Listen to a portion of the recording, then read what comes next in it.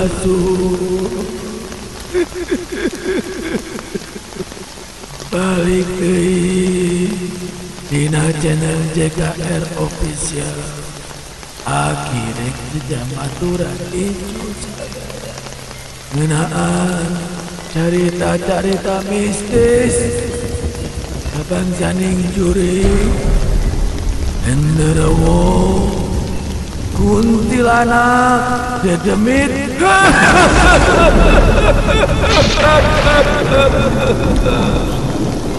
dan akhirnya kepenyet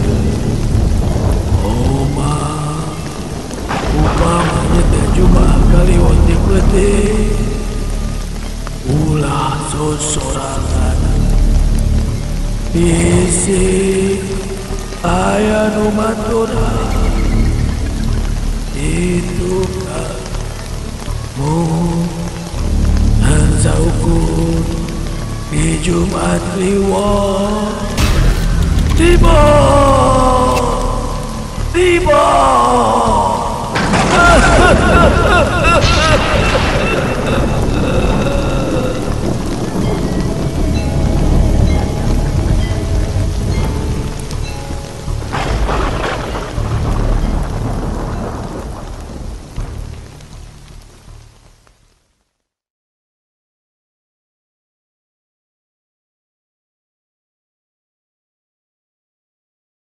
Carita nu kajadian sawatara waktu ka tukang kuring boga dulur anu ngaranna Ogi. Ari si Ogi nyaeta salah saurang budak anu keur mejeh-mejehna resep ulin. Nya geus pasti lamun arulina teh kadang-kadang sok kamalinaan.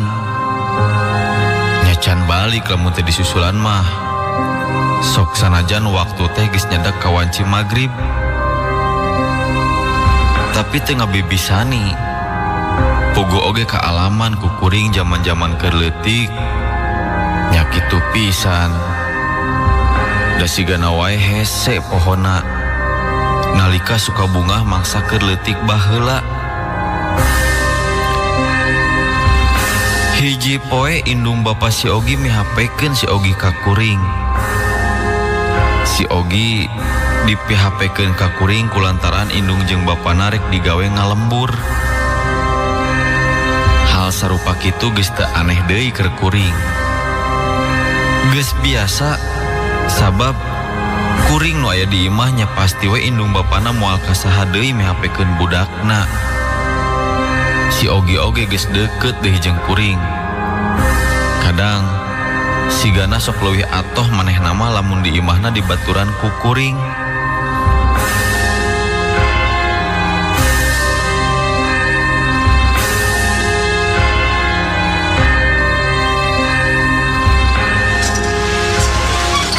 Nu, nih HP si Ogi nya.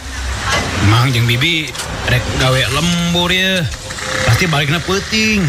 Dah meni kompak ngalembur teh. Jeung meuli bebarengan sagala. Lain kompak atuh. Nya kebenaran we ieu mah. Pang ningalikeun si Ogi nya. Budak teh sok rada lenger teh. Moal tuh mang. Nurutlah ka abi mah.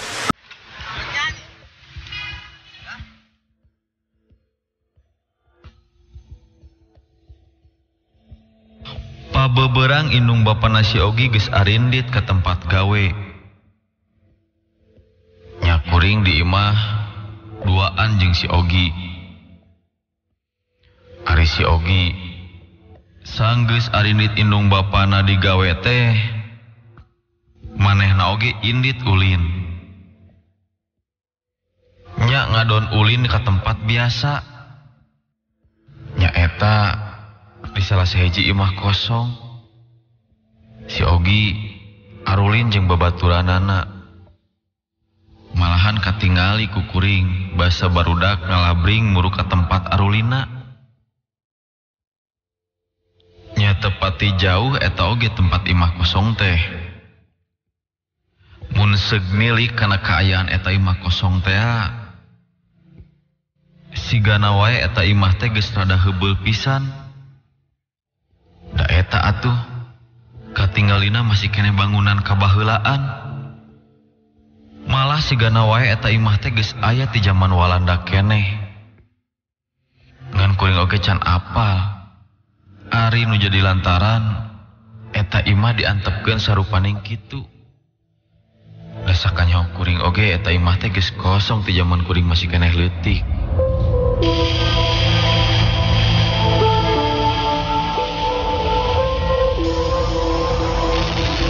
Wanci geus nyedek ka magrib.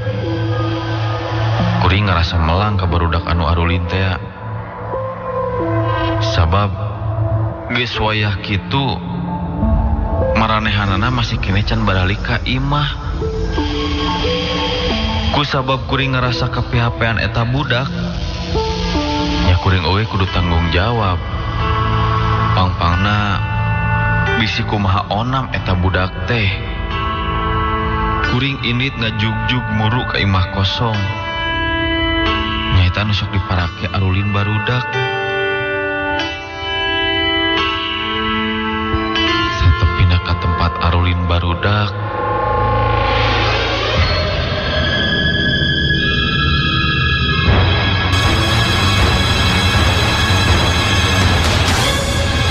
kuring jadi ngerasa heran. Sabab di eta imah geus teu kadenge deui aya sora barudak anu ngadon arulin. Kuring langsung asup ka jero imah, bari terus nempoan ka tiap rohangan.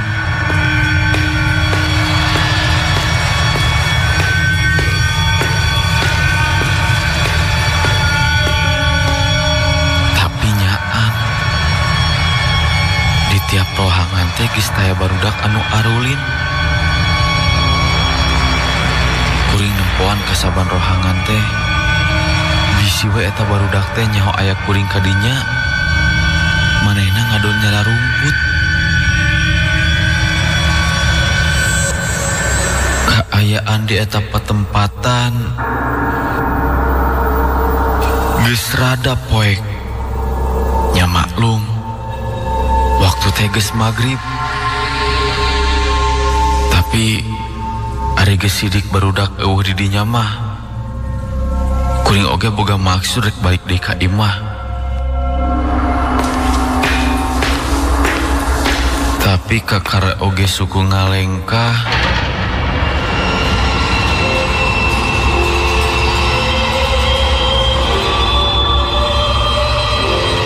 Aya sora nu kadenge ku kuring. Aya sora awewe anu nyanyi.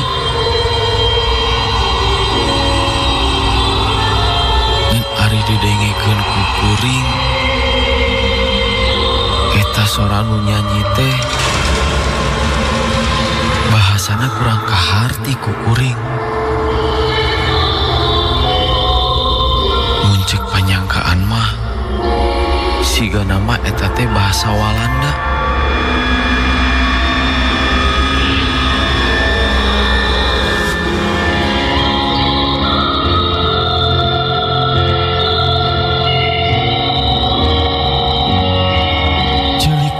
Curing hak ngadenge aya sora kitu teh.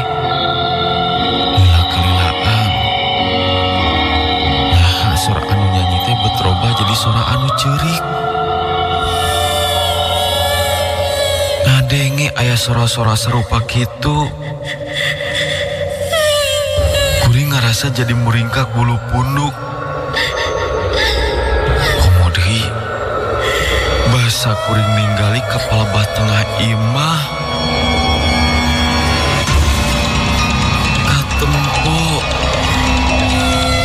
Siga aya saurang awewe anu buukna beureum. Harita mah kuring ngarasa panasaran.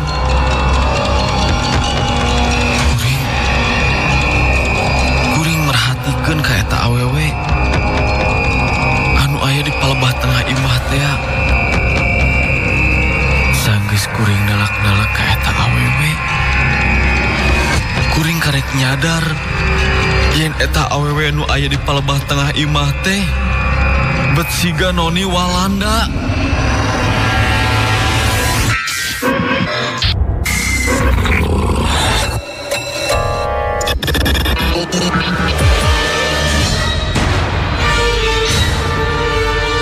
mah kuring jadi ngarasa sieun.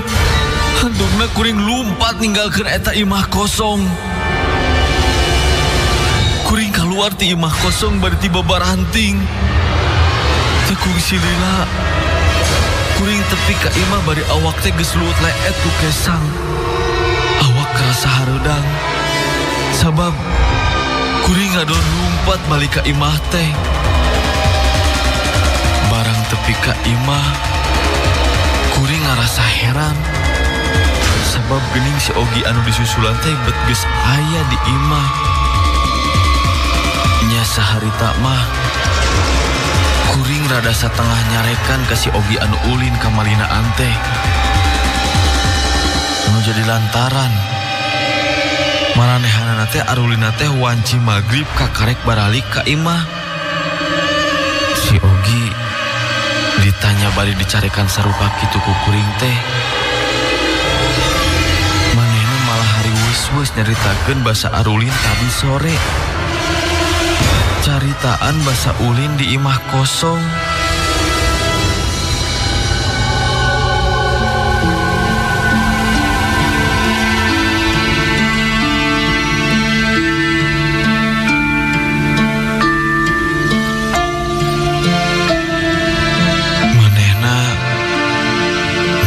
Yen di imah eta teh aya awewe urang Walanda anu datang. Malah datangna oge make numpak kuda sagala. Nya si Ogi caritana dibawa jalan-jalan numpak kuda ku eta awewe. Atuh ngadenge dongeng ti si Ogi sarupa kitu teh. Kuringan ukur bisa nembalan ku unggut-unggutan. Singkat cerita, sanggeus si Ogi ngalaman kejadian aheng di eta imah. Nya antugna mah manehna jadi remen ulin ka eta imah. Malahan ku indung bapana oge tara dicarek. Tapi jang kuring mah sabalikna. Kuring haroream ngadon datang ka eta imah kosong teh. Kusabab geus kungsi manggihan anu pikasieun di eta imah. Tapi kuring ngarusiahkeun kajadian basa kuring manggihan noni Walanda di eta imah kosong. Pangpangna bisi barudak jadi sarieunun. Sakumaha biasa si Ogi sabalikna ti sakola sanggeus ucul-ucul baju sarta geus dahar heula, manehna langsung indit ke tempat ulin anu matuh. Sanyana mah kuring oge mimiti ngarasa hariwang ka barudak anu ngaradon sok ulin di eta imah kosong. Sabab geuning eta imah teh aya nu nungguan. Nya ditungguan ku makhluk lain. Atuh nu jadi kahariwang sieun anu ngageugeuk eta imah teh ngarasa kagiridi ku ayana barudak. Hegue engkena jadi mamala keur barudak. Singkat carita, 2 minggu sanggeus si Ogi ulin di imah kosong. Si Ogi ngalaman kejadian anu beda.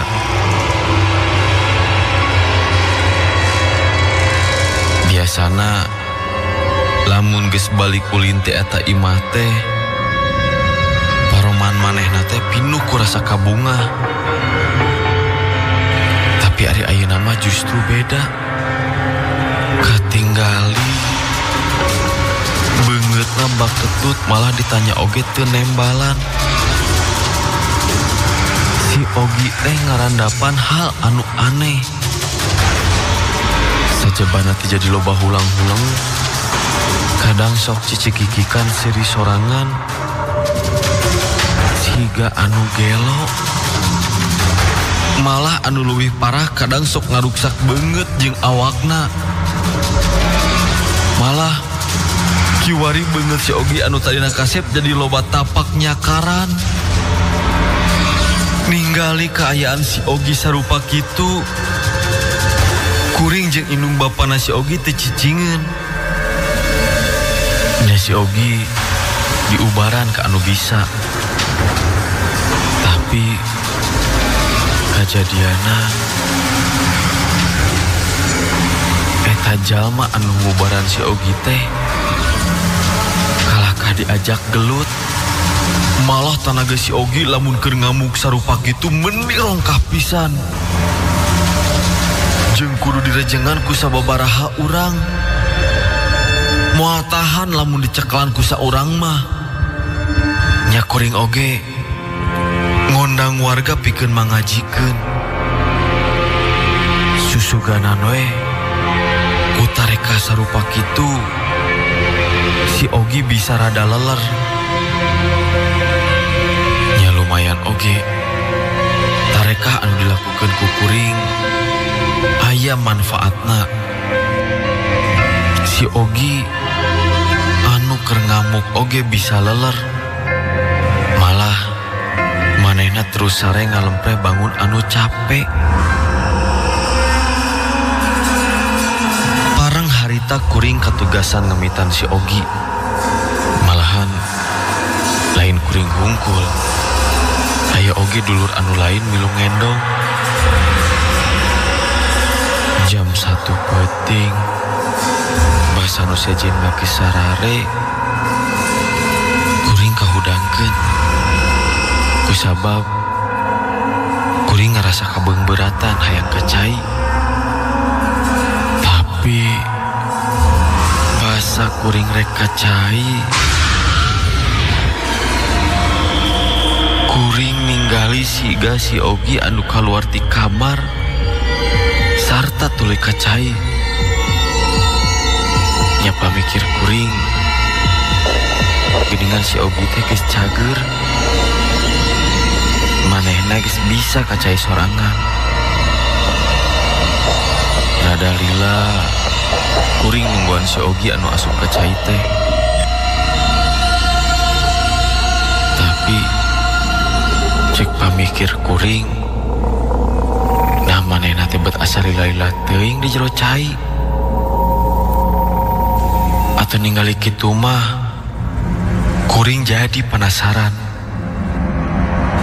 Kuring muru ka kamar cai anu tadi katinggali si Ogi asup.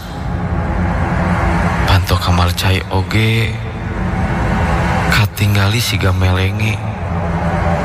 Pangangguran ku kuring disurungkeun lalaunan. Kusabab kuring penasaran, keur naon manehna teh bet aya di cai teh lila-lila teuing. Panto kamar cai muka lalaunan barang bray. Kuring rada kaget basa panto dibuka. Naha bet eueuh si Ogi di jero kamar cai teh. Hatu kuring teu tulus kacai ningali kitu mah. Tapi kuring jadi penasaran hayang ningali si Ogi nu aya di kamarna. Kuring leumpang bari rada kaketeyepan. Sageus deket ka kamarna si Ogi. Kuring ngajanteng di lawang panto kamar. Anu ngahaja eta panto kamar teh teu ditutupkeun. Barang breh pano ningali ka jero.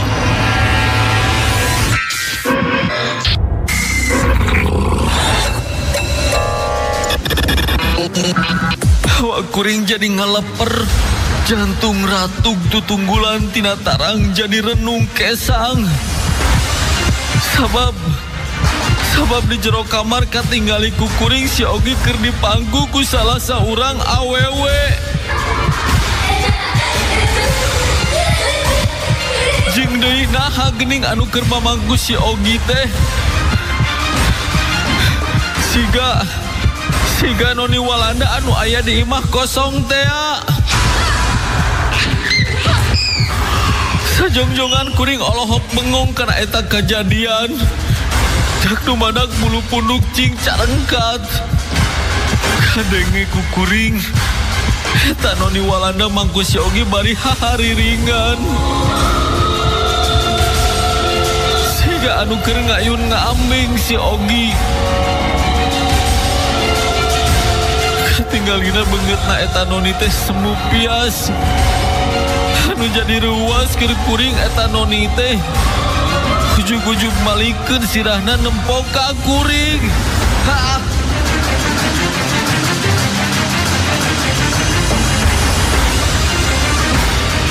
Nempok eta noni siga nu ambek ka kuring anu ngintip manehna teh. Teu anta parah deui ningali kitu mah kuring langsung ingkah. Maksud rek kajauhan kamar si Ogi. Atuh basa kuring rek lumpat. Basa kuring karek malikeun awak. Eta si noni teh geus aya di hareupeun.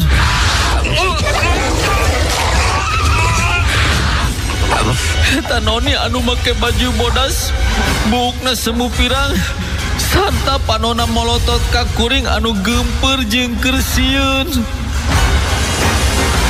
Kuring teu nolih kana kaayaan, malah kuring langsung luncat ngajeleng ti hareupeun eta noni Walanda. Kusabab kuring luncat atuh antungna kuring jadi labuh.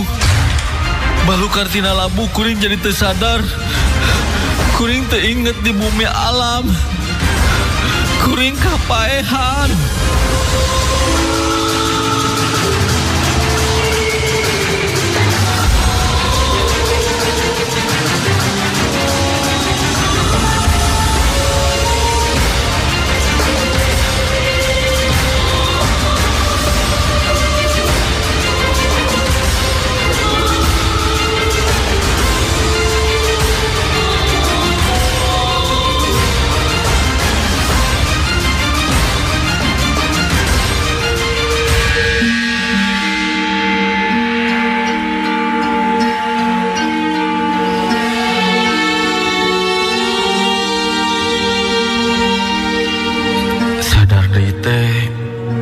Sanggeus isuk-isuk sarta kuring aya nu ngahudangkeun.